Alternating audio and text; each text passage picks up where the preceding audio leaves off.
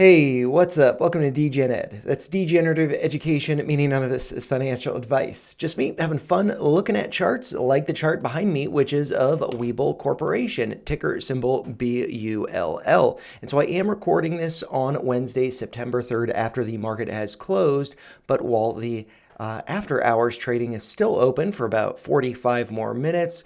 And yeah, I wanted to follow up on Webull because I had some alerts go off today and yesterday. Looking at the chart, looking at some options data, there's some pretty interesting stuff for us to look at.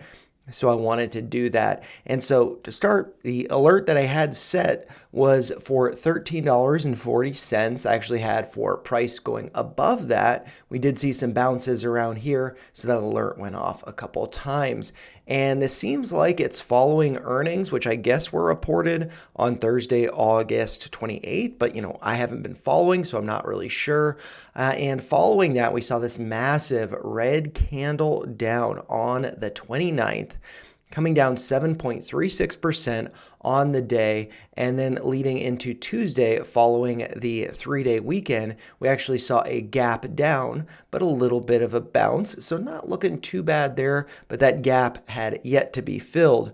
Looks like we filled it today, but we filled it opening higher, opening with a fill of that gap and then closing lower, fully engulfing the open and close from Tuesday's trading. So not looking so good there. And also, I might be wrong about this, but just looking at the volume, we have a lot of volume corresponding with this massive candle here coming down. So that volume does match the trading for that day. Large volume, large spread. And then following that, with this little bit of consolidation over here, we've seen volume diminish. So that does make me think this could be forming a bear flag before it does continue lower. So I wanted to talk about the possibilities of that. And so first, I am going to take a step back. The last time that I was covering Webull, I'm not sure if I had this chart up in TradingView or if I was looking at it in Webull. That is the trading platform that I use. But for charts, I've been getting a little bit more used to TradingView, like it a lot. But anyways, I was following it leading up to the move here when I believe they raised some capital, gap down.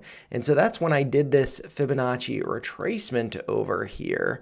And let's see, I was hoping that this would zoom in a little bit. I think I just got to adjust it like that. Sorry, this is kind of awkward. But yeah, going from the low here up to the high from July 7th, we had these levels to the downside. I was hoping to reestablish my position. I had sold some, I believe, around 1390. And I kind of wanted to get back in. And the reason for that is because, I thought it might go higher. I missed out on the moves instead of chasing it, instead of watching it daily. I just set the alert, walked away, forgot about it. And so now that we're back to below the level that I sold my last shares at, below 1390, I believe that's the price. I'm not exactly sure. We're now at right around 13 in the after hours at 13. Where might this be coming down to if it does come down lower? So what I'm going to do, pretty simple. I am just going to move this Fibonacci retracement up to the high that we hit on July 24th, which was a high of $18.32. So we can see some of these fib levels to the downside, or in fact, there's only really one level to the downside now, and that is going to be the 786, right around 12 bucks. Here it looks like it's 11.92, but I didn't draw to the exact points, so let's just say 12 bucks.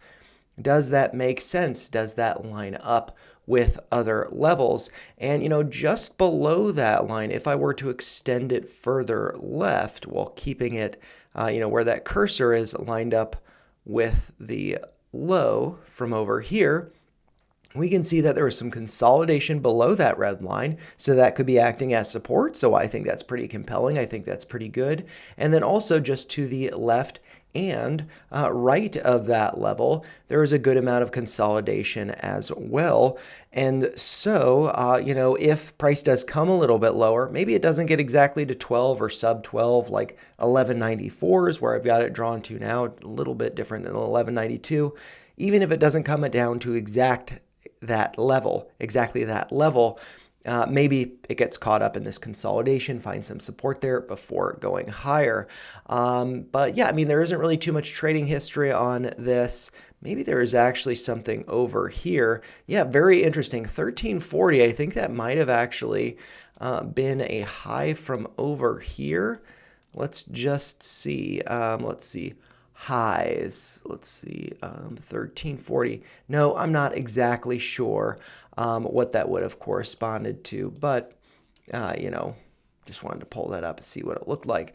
Anyways, another thing that actually doesn't look so good about the chart, I didn't have it up here because I kind of wanted to surprise us with it, but that's the 50-day simple moving average, or SMA. I don't have it on here because usually I do the 200-day, but there hasn't been 200 days of history with Webull, or at least as far as I could tell, so I thought I'd do the 50-day. And we actually just crossed below it, so we came down on August 29th, that 7.36% down day. We broke below the 50-day moving average, that SMA.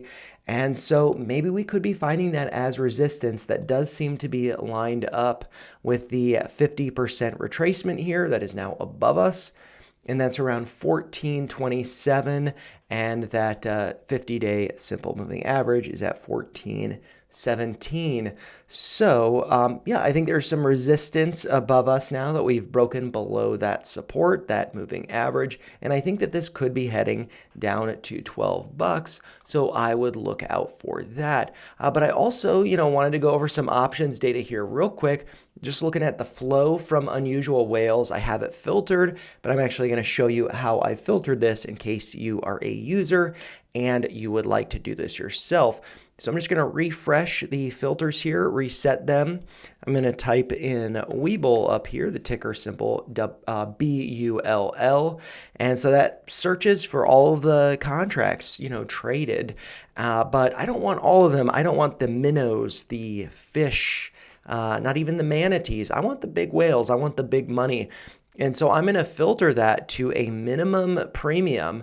If I do $1 million, this one's not going to show up. So I'm going to do $500 million. Oh, sorry, $500,000. Let's see, 500,000. There we go. And so what we can see up here, I don't know, it's probably a little small for you guys. Maybe I can zoom in a bit so you can see that. And so right here for today, September 3rd at 9:50 a.m., we saw this call, $14 strike that expires not this Friday, but next Friday on September 12th, 9 days between now and expiration. And so that was a pretty big order. We can see the premium over here just shy of $1 million. That's why I didn't want to filter by $1 million. And so that's $953,000 there.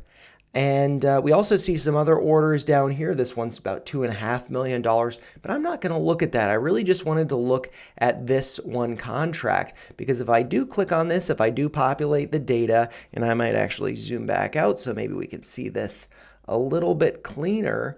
Let's see, 100% there. What we can see is for the days trading for September 3rd, looking at the net call and put premium here with the stock price in yellow coming down, we can see that the net put premium in red was more or less flat on the day. That actually, came down by just under $400,000. But the net call premium, got the sun in my eyes. Let's see, the net call premium came down by about $2.33 million. You can see that in green coming down. The red volume here suggests selling, so that's kind of bearish. And coincidentally, if we look at this big drop here, that came down. Let's see, I'm actually going to look at, the net call premium there. It was down about $120,000, and then it dropped down here to about $1.44 million. So that's about $1 million right there, drop in that net call premium. And very interesting over here with this contract, a $14 call that expires in 9 days on September 12th. We saw this pretty big candle over here. It looks like in the time frame of 9:50 to 9:55. So, That's that order that we were looking at. And the candle premium here is $1.188 million. You can see that just to the right of my little pointer there. And yeah, so that's, over $1 million. And it does look like selling. We can see that, big drop in net call premium. That's suggesting selling. But we will have to check back on the data here. If I just scroll up for tomorrow, what that open interest is. Currently, the open interest is 1.447 thousand or 1,447 contracts open, but the volume today pretty insane, 55,863. And so I would imagine that the open interest being so much lower than that these were probably, I would say, somebody selling covered calls. So with the price, at $13 now, selling a covered call at 14, that would be like, let's say I have tons of shares and I think price is going down lower. If I want to make a little bit of money as price goes lower, I could sell some covered calls. If price closes above $14 on September 12th, those shares that I sold as a covered call would get assigned and I'd have to sell the shares at $14. But if I just want to collect some premium, like, $1 million, I could sell those shares as a covered call and, collect that premium. And if the price closes below 14 on the 12th, then I would be getting my shares back and collecting that $1 million. So anyways, it's pretty cool, but the sun is telling me I got to end this now, so I'm going to do that. But anyways, those are just my thoughts. If you found them helpful, make sure you like the video, share your thoughts in the comments down below, and yeah, I'll see you guys later. Hopefully your hump day is going well. Take care, you guys.